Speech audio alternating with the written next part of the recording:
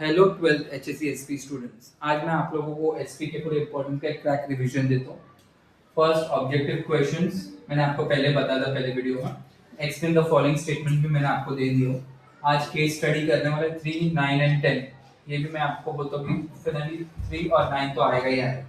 इसके बाद distinguish between 100%। एक तो आएगा आपका own capital and borrowed capital, second dividend and interest, third आपको आईपीओ और एफपीओ, फोर्थ आपको डीमटेरियलाइजेशन और रीमटेरियलाइजेशन करना है, और इसके बाद primary market and capital market. इसके बाद आपको फाइनली आंसर इन ब्रीफ जो 100% श्योर है, चैप्टर नंबर 12 जो मैंने आपको दिया है सेबी का फंक्शन और स्टॉक एक्सचेंजेस का। 100% ये तो आएगा ही आएगा आपके एग्जाम्स में।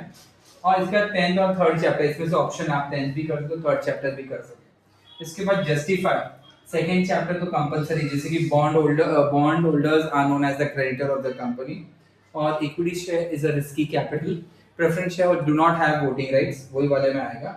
और इसमें 4th और 9th चैप्टर है, तो आप 9th को भी अटेम्प्ट कर सकते हैं। 9th एंड सेकेंड चैप्टर भी किया तो बहुत हो गया। इसके बाद अटेम्प्ट द फॉलोइंग, ये मैंने आपको पहले दिया मैंने इंपॉर्टेंस में। 7 और 8 100% श्योर। एक तो थैंक्स गिविंग करके इसमें तो आएगा ही आएगा आपको, थैंक्स गिविंग लेटर, और एक डिवेंचर होल्डर को लेटर लिख रहे हैं रिगार्डिंग पेमेंट ऑफ इंटरेस्ट, वो भी हम लोग इलेक्ट्रॉनिकली भेजना है। और 6 में बोनस इशू, ये 3 आएगा, 3 में से आपको एनी 2 लिखना है। इसके बाद 100% क्वेश्चन मैं आपको बोलता हूँ, एक तो है इक्विटी शेयर्स, उसके फीचर्स, प्रेफरेंस शेयर्स उसके फीचर्स या उसके टाइप्स, थर्ड डिबेंचर्स उसके फीचर्स या उसके types.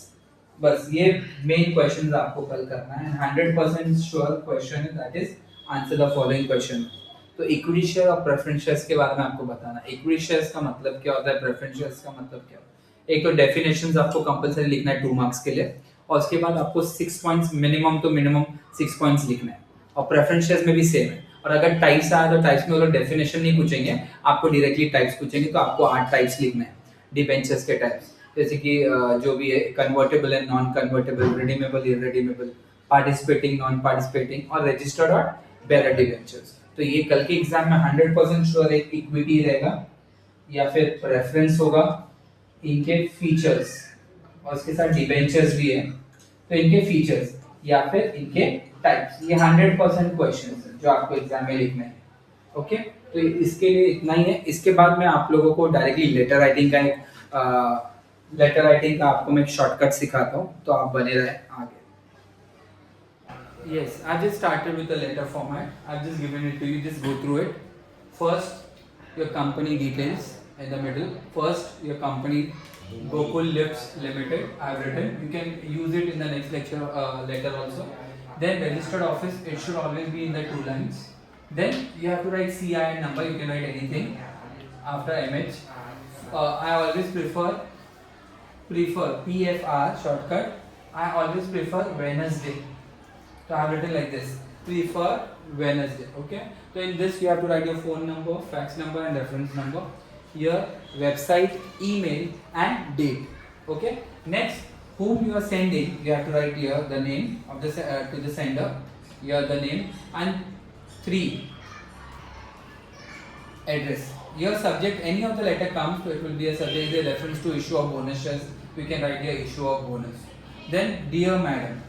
Next we have to start with I am instructed by the board of directors in their annual general meeting as they have decided to allot you, जो भी है you have to write like that.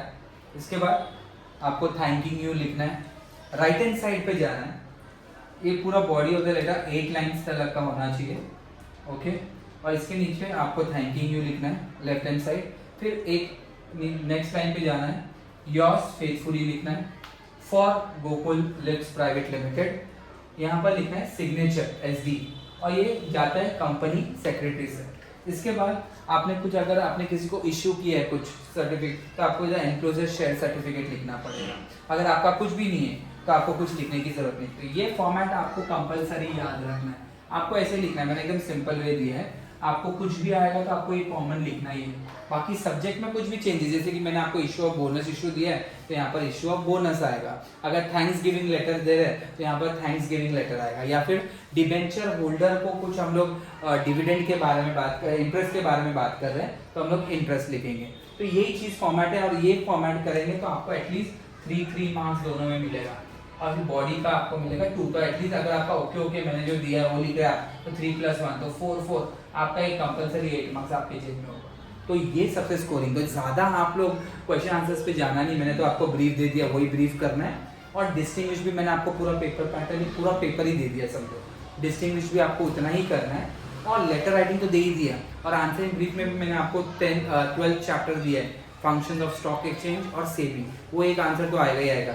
और एक answer आएगा आपको second chapter, जैसे कि features of आपको फीचर्स ऑफ इक्विटी शेयर्स पूछ दिया, या फिर फीचर्स ऑफ बॉन्ड्स पूछ दिया तो आपको बॉन्ड्स, या फिर शेयर्स के फीचर्स पूछ दिया तो आपका 2 आंसर हो गया। तो आपको इतना रट्टा मारने की जरूरत नहीं, जितना मैंने लिमिटेड दिया है उतना ही लिमिटेड आपको पढ़ना है और लिखना है। तो आराम से you can score from 80, you can score at least 70, I am damn guaranteeing you. तो 100% आपका मिलना ही मिलना है। सिर्फ ऑब्जेक्टिव्स में आपको गो थ्रू करना है। ऑब्जेक्टिव्स में भी नॉर्मली क्या है, जैसे कि डिविडेंड के बारे में, what we give to debenture holder, हम लोग डिविडेंड देते हैं, इंटरेस्ट देते हैं। इक्विटी शेयर होल्डर को क्या देते हैं हम लोग, we give in return interest. Equity share holder को हम लोग डिविडेंड देते हैं। शेयर होल्डर्स को एक याद रखना, शेयर होल्डर्स को वी गिव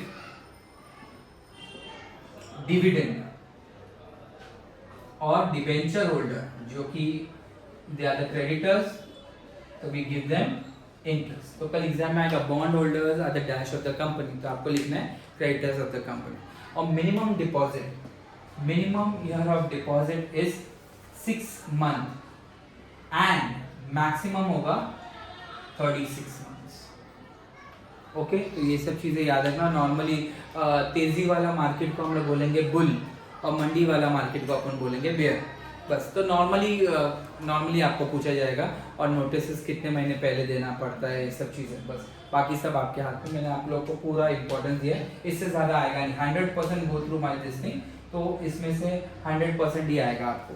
तो best of luck for paper, and we will meet for follow and subscribe, as well as we will meeting on for the economics also. Okay.